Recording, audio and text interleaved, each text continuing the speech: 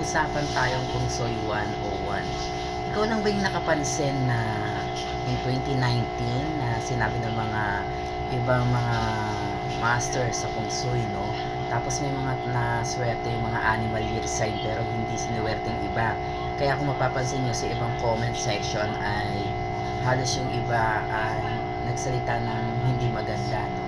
So, ako kasi ang masasabi ko dyan, hindi man porke sinabi na swerte yung isang animal year sign o ang isang zodiac sign ay matatawag ka ng maswerte. Ano nga ba ang mga basihan para malaman mo kung swerte ka o hindi? Ganito lang yan. Yearly nagkakaroon ng universal number. Ano ba ang universal number? Ito kasi yung kinakailangan para malaman na kinoconnect sa tao sa birthday niya para malaman kung siya ba talaga ay may tuturing na swerte.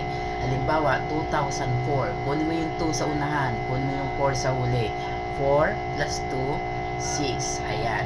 O halimbawa, 1979, kunin mo yung 1, kunin mo yung 9, equals 10. Ngayon, kung 2005, kunin mo yung 2 sa unahan, kunin mo yung 5 sa huli.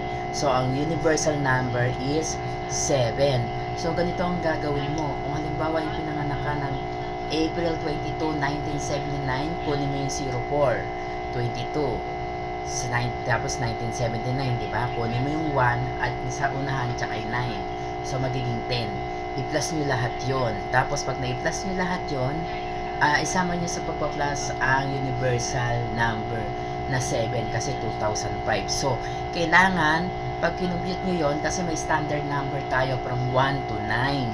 So, kapag halimbawa naging 111 o 1 plus 1 plus 1, 3. Ganun lang kada simple. Dapat ang magiging resulta ng computation nyo ay from 1 to 9. Okay, kapag 1, ito yung mga strong number, 5, 6, 8, at saka 9. Pag 7, pwedeng bumaba, pwedeng tumaas. Parang pagkuha lang din ng, ng destiny number. Pero kasi ito naiiba. Ang kukunin natin dito, yung universal number. So, kung may mga sinasabing swerte, tapos hindi naman talaga sinuwerte, dahil nga po yun sa universal number at sa mga year na pinanganak ka. So, napaka-importante malaman nyo na pumunta sa mga psychic consultant or astrologer nung sa ganun ay matulungan kayo, mga legit, para hindi kayo nagkakamali at hindi kayo nagre-relay lang sa mga napapanood nyo, okay?